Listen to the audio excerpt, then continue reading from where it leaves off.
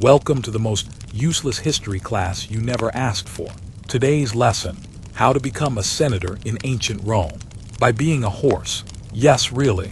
Saddle up, because this story is so boring, it might actually explode your brain from confusion. Who was Caligula?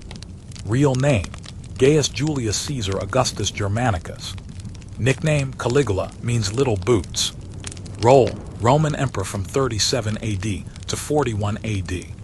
Reputation: equal parts emperor. Madman and circus act with a crown. Childhood: born into chaos. Caligula was born in 12 AD to Germanicus, Rome's golden boy, and Agrippina, a royal firebrand. As a kid, he traveled with his dad on military campaigns wearing a tiny soldier outfit. Roman Twitter, aka gossip forums, adored him. That's where the nickname Caligula came from. It means little military boots. Cute, right? But he hated the nickname when he grew up. His family was powerful, so Emperor Tiberius had most of them executed or exiled.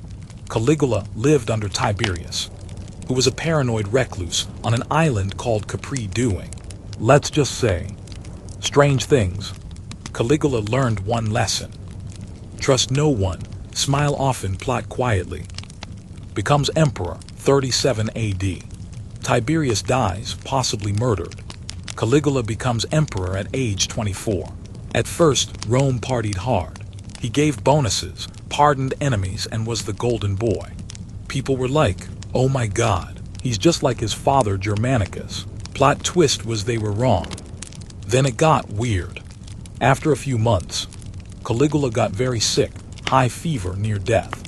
When he recovered, he was never the same again. He started doing things like declaring himself a living god, forcing senators to kiss his feet, ordering the moon to be brought down to him, building a palace for his horse, holding gladiator fights where he picked random audience members to fight, spending Rome's budget on giant golden statues of himself.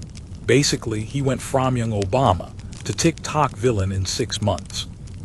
He spends like there's no tomorrow.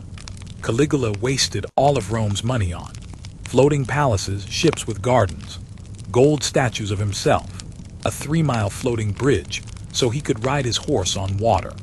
Then he taxed people to pay it all back, including taxing weddings, lawsuits, prostitution, even collecting seashells. Yes, that happened. And it got an end. In 41 AD, after just 4 years, Caligula was assassinated by his own guards in a hallway. They had had enough of the madness. Afterward, the Senate tried to erase his name from history.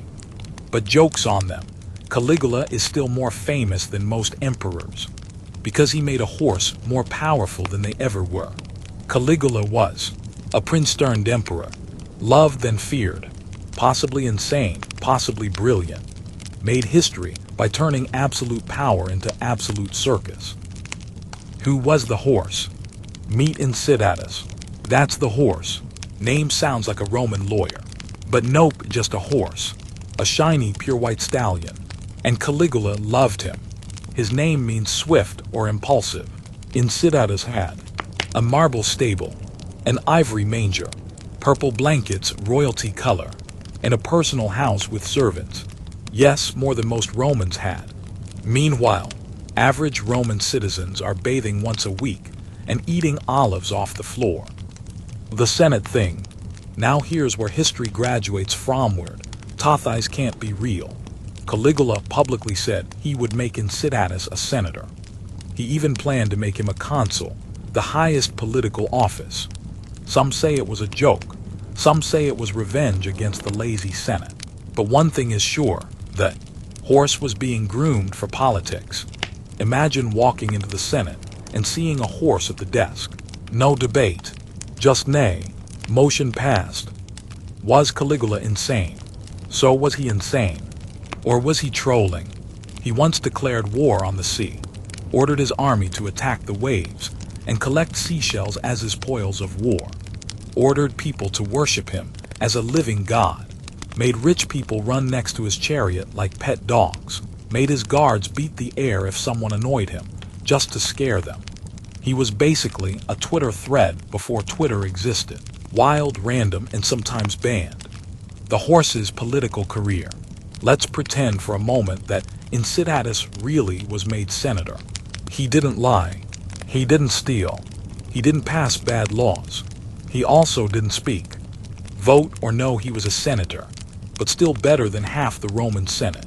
So technically, he might have been the most honest politician Rome ever had.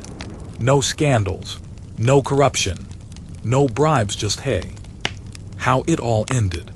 Spoiler alert, it didn't end well. For anyone. In 41 AD, Caligula was assassinated by his own guards. The Senate tried to erase his name from history. Incitatus disappeared from records. Probably went back to a regular horse life. Or maybe he was the one who planned it all. Imagine a horse who rose to power, then plotted revenge.